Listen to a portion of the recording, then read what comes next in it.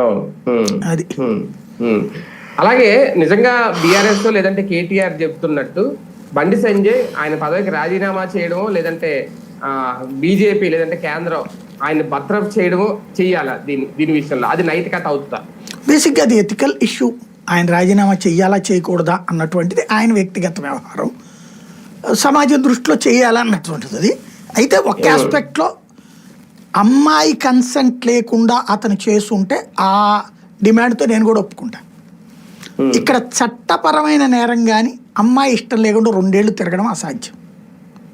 పలు దఫా లైంగిక సంబంధం అనేది అసాధ్యం. చట్ట ప్రకారం ఫోక్సో కేసు కాబట్టి నేరం.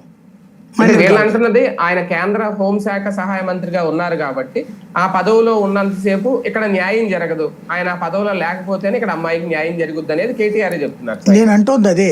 యాక్చువల్గా ఇందులో ఆయన ఏ పదవిలో ఉన్నా ఆ కేసే, దాని ద్వారా ఆయన ఏం మేనేజ్ చేయలేడు. రెండవది ఏంటంటే నేను అనేది అత్యాచారం అనేది చట్ట ప్రకారం అత్యాచారం కిందకే వస్తుంది. బట్ 2 ఏళ్ల నుంచి సహవాసం అనేటటువంటిది ఎథికల్ ఆస్పెక్ట్లో చూసుకోవాల్సిందే తప్పించి ఇది కాదు. చట్ట ప్రకారం అయితే ఇప్పుడు అతను శిక్ష పడుతుంది గ్యారంటీగా. అమ్మాయి మేజర్ అని తేలితే శిక్ష ఉండదు అప్పుడు.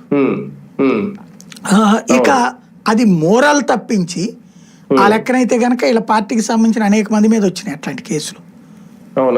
ఎవరి మీదనే ఏ యాక్షన్స్ తీసుకోలేదు పార్టీ.